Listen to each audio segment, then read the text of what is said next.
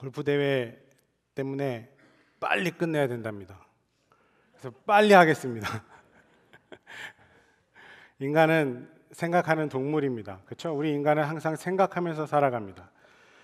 우리 삶을 돌아보더라도 수많은 생각들이 우리의 삶을 둘러싸고 있습니다. 오늘 예배 끝나고 뭐 하실 겁니까? 생각해야 됩니다. 그렇죠? 오늘 예배 끝나고 교회 점심이 별로 마음에 안 들면 오늘 점심은 뭐 먹을까 생각해야 합니다. 대통령 선거가 얼마 안 남았는데 투표하시는 분들은 난 누구 찍을 건가 생각해야 합니다. 휴가 어디로 갈지 생각해야 됩니다. 우리는 생각이라는 것을 떠나서 살아갈 수는 없습니다. 하지만 또 우리가 쉽게 간과하는 게 하나 있습니다. 우리는 분명 생각하는 존재이긴 하지만 항상 생각하는 건 아닙니다. 저는 새벽에 일어나서 새벽기도 오기 전에 오른손에 수건을 들고 세면대로 갑니다. 이게 제 일상이고 모든 분들이 비슷하게 일상을 시작하는 겁니다. 그런데 오늘 여기 오신 분들 중에 이렇게 하시는 분 있으십니까? 아침에 눈을 딱 뜨자마자 깼어. 이제 화장실 쪽으로 5m 걸어가는 거야. 왼쪽에 있는 수건을 오른손으로 잡아야지. 그리고 화장실 손잡이를 오른쪽으로 돌리면 문이 열릴 거야. 라고 생각하고 화장실로 걸어가시는 분 계십니까? 그냥 우리는 생각하지 않고 습관적으로 원래 하던 대로 그냥 화장실로 걸어갑니다. 별 생각 없이 일어나고 별 생각 없이 수건을 잡고 별 생각 없이 화장실로 들어갑니다. 이렇게 우리는 모든 경우에 있어서 생각하고 움직이는 것은 아닙니다. 대부분의 삶을 그저 습관적으로 익숙한 삶을 쳇바퀴 살아가듯이 그렇게 살아갑니다. 그런데 이런 일상적인 아침에도 생각하는 경우가 생깁니다. 아침에 일어나서 아무렇지도 않게 화장실 문을 돌렸는데 화장실 문이 움직이지 않습니다. 열리지 않습니다. 그때 우리는 생각을 하기 시작합니다. 그렇죠? 왜 열리지 않지? 무슨 일이 있는 걸까? 잠겼나? 고장났나? 여기서 우리는 생각이 일어나는 출발점이 어딘지 해답을 얻을 수 있습니다. 매번 당연히 열리던 그 손잡이가, 그냥 내가 돌리면 열리던 그 손잡이가, 그 문이 말을 듣지 않는 그 사건. 그렇죠? 저는 그걸 오늘 낯선 사건이라고 표현하겠는데 그 낯선 사건으로부터 우리는 생각을 하기 시작합니다.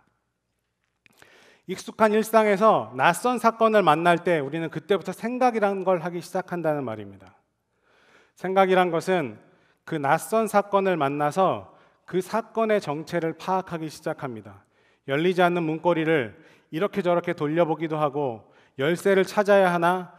왜 열리지 않는 것과 점점 짜증을 내기 시작합니다. 그러다가 안 되면 남자분들이 잘 하시는 게 있죠. 누구 탓을 하죠?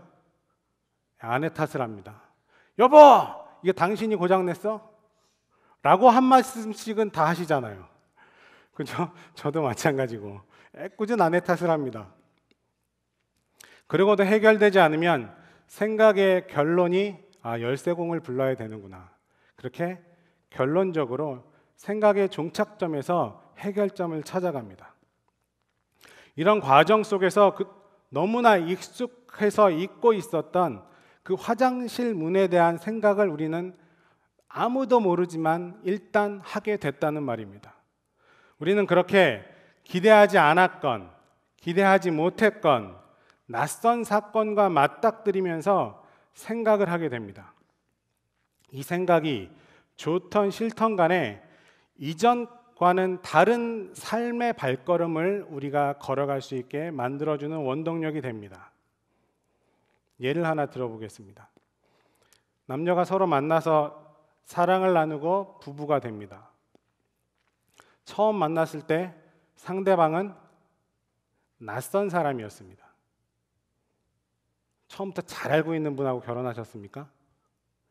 대부분 만났을 때 그 상대방은 낯선 사람이었습니다. 그냥 눈에 콩깍지가 씌워서 낯선 그 상대방에게 사랑을 느끼게 됩니다. 낯선 만남이었지만 이내 서로 사랑하는 사이가 되었고 어떻게 하면 상대방에게 잘 보였을지 고민하기 시작합니다. 그걸 매일 하죠. 저 역시 그랬습니다. 어떤 선물을 사줘야 할지, 오늘은 무얼 먹고 어떤 데이트를 어디 가서 할지 고민합니다. 내일은 어떤 이벤트를 준비해야 그 사람이 좋아할까? 처음 만났던 그 낯선 사건이 한 쌍의 남녀를 매일 가슴 두근거리는 삶으로 움직이게 만들었고, 이내 그 낯선 사건의 결실로 결혼이라는 걸 하게 됐습니다. 결혼하는 부부에게 그 처음의 낯선 사건은 일생 동안 잊혀지지 않는 터닝 포인트가 되었다는 말입니다. 이처럼 낯선 사건은 다른 곳으로 우리의 인생을 움직이게 만드는 힘이 있습니다. 그런데 문제는 그 낯선 사건이, 그렇게 설레었던 그 낯선 사건이 점점 익숙해져 버린다는 데 있습니다. 우린 이걸 타성이라고 부릅니다. 너무 익숙해서 이제는 전혀 새로움이 없고 그저 습관적으로 기계적으로 움직이는 것을 타성이라고 부릅니다. 또 예를 들어 볼까요? 결혼한 지 20년 된 부부가 있습니다. 이 부부는 서로를 너무 잘 압니다. 너무 잘 알다 못해 너무 친숙해서 눈빛만 봐도 무슨 생각을 하는지 금방 알아차립니다. 무슨 불만이 있는지, 무엇이 필요한지 그냥 눈빛만 보면 아는 사이가 됐습니다. 남편이 아침 밥상에서 젓가락으로 반찬을 뒤적거리면 분명히 아내에게 무슨 하지 못할 이야기가 있다는 것을 아내는 금방 알아차립니다. 그러시죠? 아내가 남편이 들어오는 저녁 때쯤 생전 보지도 못한 반찬을 해놓고 진수성찬으로 저녁상을 차려놓고 기다리면 남편은 들어오면서 그 식탁을 보고 이렇게 생각합니다. 새 가방이 필요하구나. 이제 이런 두 사람 사이에는 더 이상 낯선 사건도 없고 긴장감도 별로 없습니다. 그래서 이 부부의 관계도 타성에 빠져들기 시작했습니다. 서로를 배려한다는 핑계 아래 꼭 해야 될 이야기도 은근슬쩍 넘어갑니다. 사실 신랑이 하기 귀찮고 싸우기 귀찮아서 그냥 넘어가는 경우가 더 많습니다. 서로에 대한 배려와 생각이라는 허울 좋은 명목을 내세워서 그냥 무관심하게 된다는 말입니다. 도종환 시인의 시 중에 이런 시가 있습니다. 띄워주실래요?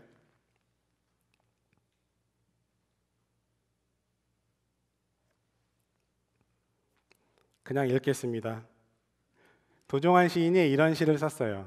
그 타성에 빠진 부부 관계를 두고 나오네요. 본래 가구들끼리는 말을 하지 않는다.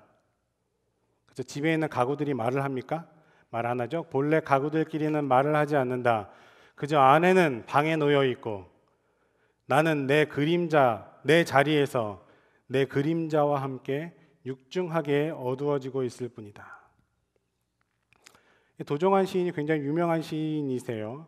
근데 타성에 빠진 부부관계를 이렇게 표현했습니다. 그냥 가구입니다. 남편은 안방에, 아내는 안방에, 남편은 건넌방의 가구처럼 그저 육중하게 그림자로 그리워질 뿐입니다. 부부란 본래 낯선 만남을 통해서 하나가 되어서 사랑하게 되었고 그 낯선 사건의 의미를 새롭게 매일매일 찾아가는 것이 부부일 텐데 처음 그 낯선 만남의 사건이 가져다준 그 두근거림, 설렘이 사라진 자리에는 그냥 타성만이 남게 된다는 말입니다. 이것은 마치 촛불이 빛을 밝혀놓은 세상 속에서 그 빛에 보이는 물질에만 관심을 보이고 정작 빛을 밝히는 촛불에는 관심이 없는 우리의 삶의 모습과 다르지 않습니다. 여러분은 어떻습니까? 부부관계만을 말씀드리는 게 아니죠. 예로 말씀드린 겁니다. 우리의 삶도 마찬가지입니다. 그렇게 익숙해져 버린 그 삶에 그냥 의지하며 살아가고 있지는 않으십니까? 신앙도 마찬가지입니다. 신앙의 첫사랑에 들어갔을 때 하나님이 나에게 주신 그 은혜를 처음 경험했을 때 정말 작은 것에도 감동하고 감사했습니다. 그렇죠? 시간이 지나면서 신앙생활 좀 하다 보면 하나님 앞에 뻔뻔하게 이렇게 기도합니다. 하나님, 이 정도는 당연한 거 아닙니까? 이 정도는 당연하게 해주셔야 되는 거 아닙니까? 라는 마음을 갖고 기도합니다. 내가 신앙의 연수가 얼만데, 시간이 무뎌져서, 감수성이 무뎌져서 웬만한 거리에는 감사하지 않습니다. 끄떡도 하지 않습니다. 신앙생활 수십 년 했다고, 그렇게 신앙생활 오래 했다고 하면서 여전히 우리는 작은 것을 소중하게 여기지 못하고 늘 가까이 있는 가족과 늘 옆에 있는 우리의 교우들을 무시하면서 살아가고 있는 것은 아닌지 우리의 모습을 되돌아봤으면 좋겠습니다. 이제 본문으로 돌아가겠습니다. 오늘 본문은 우리가 만날 수 있는 또 다른 낯선 사건입니다. 너무나 잘 알고 있는 이 백부장 사건. 백부장이란 100명의 군사를, 100명의 종을 거느릴 수 있는 그런 장수입니다. 요즘 말로 얘기하면 한 대대장쯤 된다고 생각하면 될 것 같습니다. 당시 인구를 비교하면. 당시 인구에 비례해서 100명이란 군인은 굉장히 큰 역할을 감당했습니다. 그러니까 좀 권력을 가지고 있는 그 권력자가 오늘 낯선 사건을 맞이했다고 성경은 기록합니다. 그 낯선 사건이 뭐죠? 그 낯선 사건은 오늘 성경에서 사랑하는 종이 죽을 병에 걸린 것이라고 이야기합니다. 이 백부장은 이 낯선 사건을 통해서 낯선 사건을 만나면서 생각합니다. 그리고 그 사건에 대해서 눈을 뜨기 시작합니다. 이 사건을 경험하면서, 이 낯선 사건을 만나면서 이내 예수님에 대한 소문을 생각해냈고 그 예수님께 2번에 걸쳐서 사절단을 보냅니다. 한 번은 유대인 장로들을, 한 번은 친구들을 보냅니다. 그리고 친구를 통해서 예수님께 그 종을 고쳐달라고 간곡한 부탁의 요청을 전합니다. 6절 이하에서 이렇게 말씀하고 있죠. 예수께서 함께 가실새 이에 그 집이 멀지 아니하여 백부장이 벗을 보내어 이르시되 주여 수고하시지 마옵소서. 내 집에 들어오심을 나는 감당하지 못하겠나이다. 그러므로 내가 주께 나아가기도 감당하지 못할 줄을 알았나이다. 말씀만 하사 내 하인을 낫게 하소서. 나도 남의 수하에 든 사람이요 내 아래에도 병사가 있으니 이더러 가라 하면 가고 저더러 오라 하면 오고 내 종더러 이것을 하라 하면 하나이다. 아멘. 이렇게 부탁합니다. 그 이후에 어떻게 되죠? 예수님이 그 말을 듣자마자 그 백부장을 놀랍게 여기고 이렇게 말씀하십니다.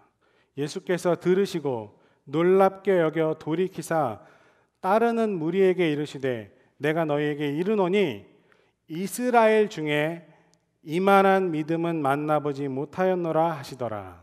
아멘. 그 다음에 어떻게 됐습니까? 종은 낫습니다. 근데 중요한 사실이 있습니다. 성경에 보면 종이 어떻게 낫는지 기록하고 있지 않습니다. 성경의 저자는 치유에 대한 것에는 별로 관심이 없습니다. 그냥 종은 낫습니다. 그리고 끝났습니다. 오늘 본문 중에서 우리가 눈여겨봐야 할 것은 백부장의 이런 행동, 백부장이 그렇게 예수님께 부탁한 그 행동을 보고 예수님께서 이스라엘에서 찾아보지 못할 믿음이라고 말씀하셨다는 겁니다. 도대체 무엇이 이스라엘과 그 유대인 전체와 이 백부장, 이방인 백부장을 가르는 가늠자가 됐을까요? 이대 이스라엘, 유대인들, 우리가 잘 알고 있듯이 하나님의 선택된 백성이라고 부릅니다. 유대인들은 그런 자긍심으로 아직까지도 살아갑니다. 이런 이스라엘을 이스라엘 되게 만든 역사적인 사건이 있습니다. 그게 뭐죠? 네, 조용하실 줄 알았습니다. 그게 뭐죠? 출애굽 사건입니다. 6월절을 아직도 지키잖아요. 굉장히 큰 명절로. 하나님이 자신들을 사랑하셔서 종되었던 땅에서 자신들을 빼낸 그 사건, 그 죽을 고통 속에서 아무런 희망도 없던 자신들이 모세라는 인물을 통해서 단 한 번도 경험하지 못한 새로운 사건들을 수없이 경험하면서 하나님의 인도하심에 그 감격들을 마음속에 담았습니다. 하나님의 인도하심에 따라 처음 보는 땅, 낯선 땅인 가나안 땅을 하나님이 주신 땅인 줄 알고 들어갔습니다. 여러분, 그 사건들, 그 낯선 사건들이 바로 이스라엘을 이스라엘 되게 만들었고, 역사 속에서도 그 어떤 고난의 상황을 만나더라도 자신들을 회복할 수 있는 그 기점이 되었습니다. 그들이 그 낯선 사건을 기억할 때마다 얼마나 가슴 설레했겠습니까? 하나님이 우리에게 이렇게 해주셨어. 하나님이 우리를 그때 이렇게 먹이셨어. 하나님이 그때 우리를 이렇게 살리셨어. 너무나 기쁜 나머지 그걸 잊어버리지 않으려고 후대에게 학교 공부는 안 시켜도 그거는 가리키고 있습니다. 그 설레이는 낯선 사건의 역사가 바로 하나님의 거룩하신 백성이라는 그 자긍심을 만들어냈다는 말입니다. 그런데 문제는 정작 하나님의 아들이 그들 민족에 왔을 때, 다시 말해서 예수님이 이 땅에 오셨을 때 그들은 예수님을 알아보지 못합니다. 심지어 하나님을 믿는 신앙이라는 이름으로 하나님의 그 아들을 십자가로 내멉니다. 이유가 뭘까요? 그렇게 설레었던 그 사건들이 이젠 아무것도 아닙니다. 왜? 우리가 그렇듯이 우리가 신앙의 여정을 오랫동안 겪을수록 우리의 신앙이 그 새롭게 하시는 그 역사들이, 내가 만났던 그 첫사랑의 경험들이 무뎌진 것처럼 이스라엘 백성들도 그 낯선 사건의 의미들이 점점 퇴색해져 버려갔다는 겁니다. 그걸 우리는 타성이라고 부릅니다. 신앙에 타성이 생겼습니다. 타성에 빠진 신앙은 정작 자신들을 구원으로 인도했던 출애굽시키신 그 하나님을 만난 그 순간, 예수님이 이 땅에 오신 그 순간 알아보지 못하게 했습니다. 예수님은 지금 이것을 이스라엘 백성들에게 은근히 질타하고 있는 겁니다. 그 타성에 젖은 신앙. 신대륙을 찾기 위해서 유럽 각국이 경쟁을 벌일 때 실제 있었던 일이라고 합니다. 스페인 선원들이 배를 타고 신대륙을 찾기 위해서 대서양을 항해합니다. 대서양의 폭풍과 싸우며 파도를 넘며 죽을 고비를 넘며 그 여정 속에서 배는 드디어 아마존강 하구에 도착했습니다. 그런데 도착하고 보니 선원들은 그 아마존강의 하구가 너무 넓어서 자신들이 아직도 그 대서양에 머물고 있다라고 착각하게 됩니다. 무슨 말일까요? 여전히 짠물 바다 위에 있다라고, 그 배는 짠물 바다 위에 있다라고 착각하고 있다는 말입니다. 그래서 물을 떠마실 생각도 못하고 몇몇 선원들은 목말라 죽어갑니다. 지금 그 배는 어디에 있습니까?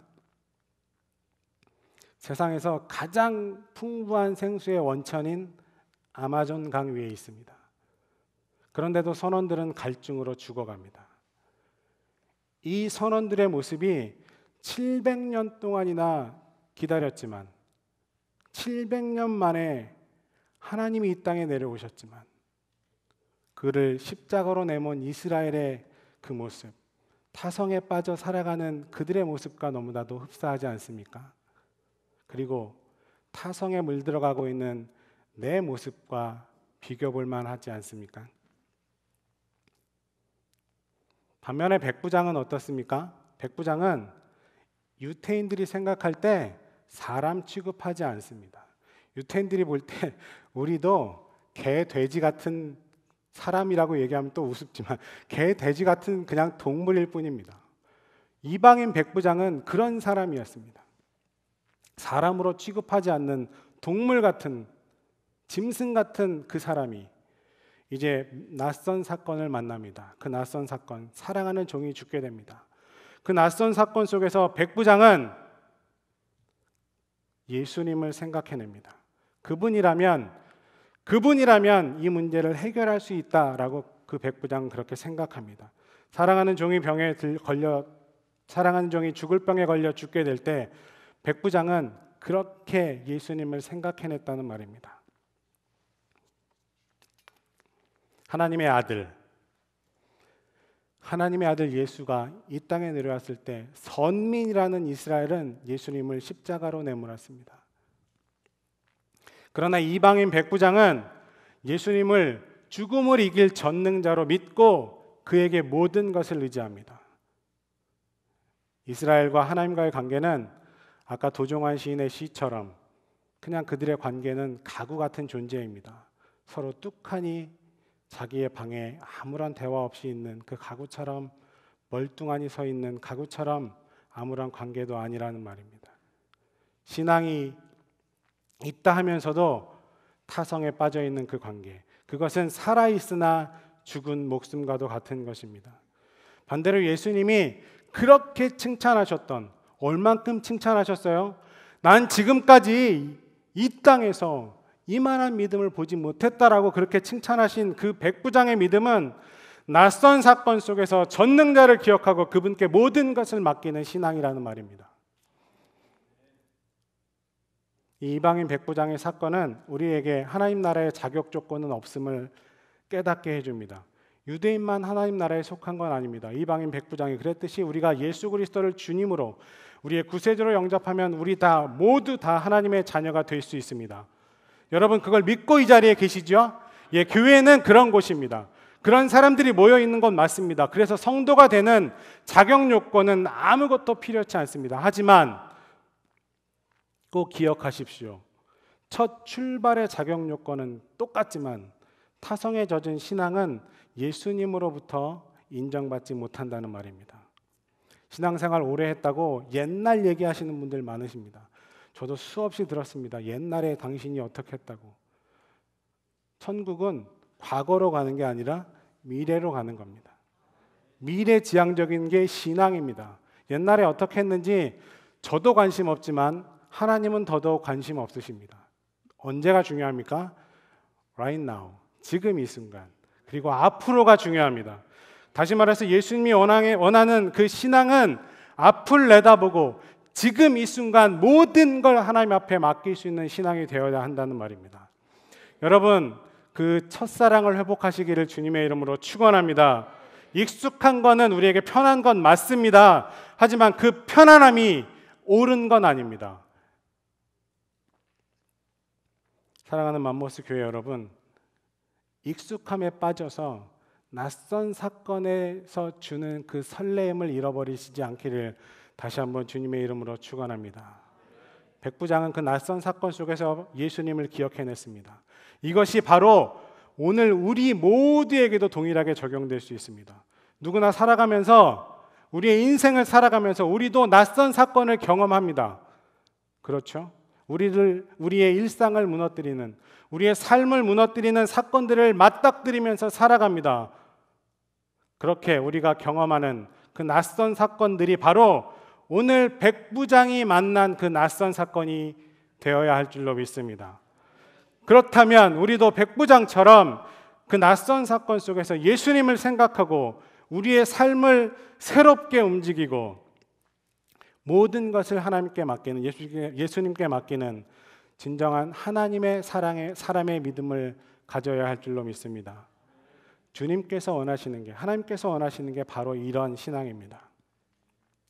우리가 그렇게 우리의 모든 아픔과 우리 모든 염려와 근심과 문제들을 주님께 의지할 수 있을 때 주님은 우리의 모든 문제와 역경을 십자가의 용광로에서 하늘의 영광으로 바꿔주실 줄로 믿습니다. 아멘. 마지막으로 한 가지만 더 하고 마치겠습니다. 오늘 이 말씀을 잘 읽어보면 백부장은 예수님을 한 번도 만나지 않았습니다. 그렇죠? 정작 오늘의 주인공 백부장은 예수님을 보지 못했습니다. 이 말씀을 준비하면서 이런 생각이 들었습니다. 왜 찾아가서 부탁도 하지 않은, 어찌 보면 예의도 없는 것 같은 그 사람을 이스라엘에서 찾아볼 수 없는 위대한 믿음의 사람이라고 하셨을까? 여러분, 그 이유가 뭐라고 생각하십니까? 이 말씀은 저에게 이렇게 다가왔습니다. 이 말씀은 바로 우리같이 백부장처럼 똑같이 예수님의 얼굴을 보지 못한, 예수님과는 2000년이라는 시간적 간격을 두고 살아가는 저와 여러분에게 주시는 하나님의 말씀입니다. 백부장이 예수님을 보지 못하고 그 예수님을 믿을 수 있었습니다. 그 예수님께 모든 걸 맡길 수 있었습니다. 예수님이 그래서 그의 믿음을 칭찬하셨다면 지금 21세기를 살아가고 있는, 예수님 얼굴 한번 본 적 없는, 그냥 성경을 통해서 예수님이 어떤 사람이라는 걸 알고 있는 우리에게 예수님이 이렇게 말씀하시는 것 같습니다. 누구야, 너가 백부장 같은 믿음만 있다면 너도 칭찬받는 백부장처럼 될 수 있단다. 여러분, 예수님이 우리에게 하신 말씀처럼 백부장과 같은 믿음을 소유하시기를 주님의 이름으로 축원합니다. 익숙해져 버린 신앙생활에서 떠나십시오. 예수님 처음 만났던 그 사건을 기억하시고 그 사건 속에서 새롭게 여러분의 인생을 출발해 보시기를 주님의 이름으로 부탁드립니다. 새벽에 한 번도 기도해 본 적이 없는 분이라면 한 달에 한 번이라도 새벽에 일어나 보십시오. 토요일 날 새벽에 한 번도 나와보지 않은 분이라면 한 달에 한 번이라도 나와 보십시오. 수요예배 한 번이라도 나와보지 않은 분이라면 속회 한 번이라도 참석해 보지 않으신 분이라면 여러분 새롭게 시작해 보십시오. 여러분 그 결단 속에 예수님께서 새롭게 여러분의 마음속에 찾아가시고 그 마음속에 만나주시고 여러분의 그 마음을 헤아리셔서 모든 것을 의지하는 그 마음속에 함께 하시고 여러분의 인생을 복되게 하실 줄로 믿습니다. 물론 우리가 그렇게 타성을 버리려고 열심히 신앙생활을 한다고 해도 모든 것이 우리의 맘먹은 대로 되지는 않을 겁니다. 그게 우리의 인생입니다. 하지만 그렇게 타성을 깨뜨리려는 그 우리의 삶의 여정 속에 우리가 끝까지 충성함으로 의지함으로 살아갈 때 하나님께서 우리를 저버리지 않으실 거라는 걸 꼭 기억하시기를 주님의 이름으로 축원합니다. 그 말은 아까 촛불이 밝혀놓은 세상을 보는 것이 아니라 빛의 근원인 촛불을 보는 것과 같은 맥락입니다. 여러분, 빛의 근원이신 예수를 바라보시고 낯선 사건을 만날 때마다 예수님께 모든 걸 의지하시고 그리고 낯선 사건을 통해서 그렇게 새롭게 경험되는 그 두근거리는 설레임을 잊지 말고 살아가시는 진정한 신앙의 믿음인들 되시기를 주님의 이름으로 축원합니다. 기도하겠습니다.